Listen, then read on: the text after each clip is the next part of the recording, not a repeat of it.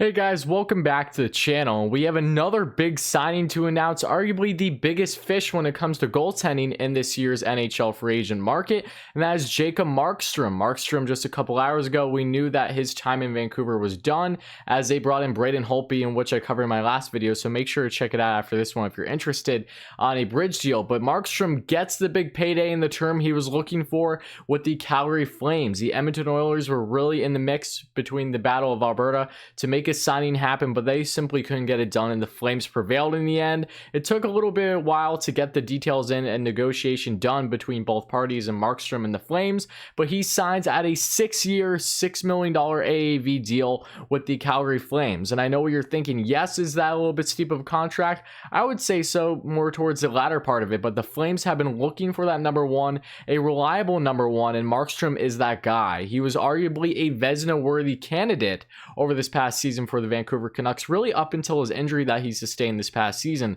But if you look at Markstrom, 6'6", he's been a monster in net, especially over these past couple years, really since he arrived in Vancouver. He's been somewhat of a journeyman in the NHL. He was originally drafted in the second round back in 2008 by the Florida Panthers, and he finally came into his own when he first arrived in Vancouver. And if you look at the 30-year-old goaltender in 43 games played this past season, had 23 wins, 16 losses, and 4 overtime losses, a goals allowed average of 2.75, and a save percentage of .918. Really strong numbers there. Like I said, really up until his injury especially, he was looking like one of the better goaltenders in the entire NHL. And last season, he had very similar numbers with 28 wins, 23 losses, 7 overtime losses, a goals allowed average of 2.77, and a save percentage of .912. This is huge for the Calgary Flames because I'm trying to figure out what identity they necessarily have as a team. There's been rumors to suggest that maybe they'll kind of go for a retool, not a rebuild, but shake up this roster.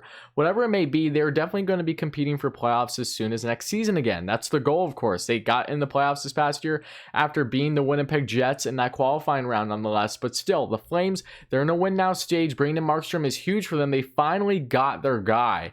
I'm really happy for the Flames. I hope Flames fans that are watching this, I would love to hear your thoughts in the comments below.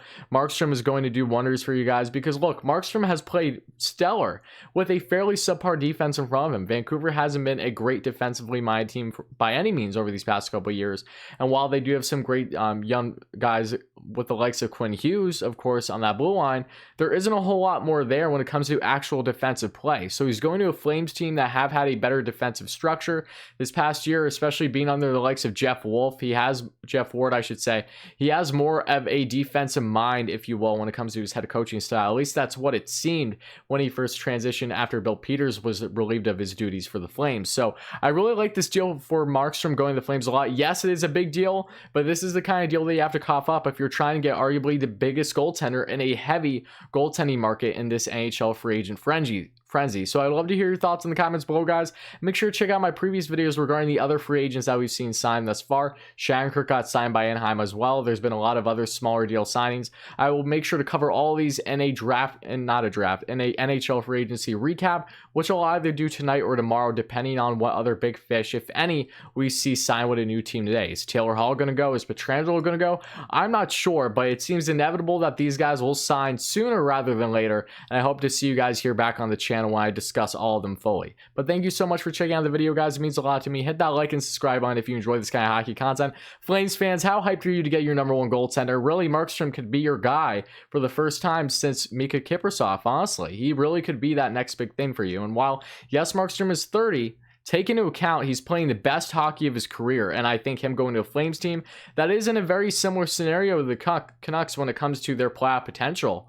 They have a chance to really get rolling. I expect them to make more moves. Now they currently have just around 10 mil or so. I think 10.9 mil in cap space that they're working with now that they're giving up that 6 mil cap hit to the likes of Markstrom. But nonetheless, I love this deal for them, and I hope you do, Flames fans, too. I know the contract is a little deep. He's going to be going all the way till he's 36, but this is the kind of thing you have to do in free agency. It is what it is. So for Flames fans, you enjoy this deal, guys, and make sure to check out previous videos like I said. Thank you all so much, guys, and I'll be back very soon.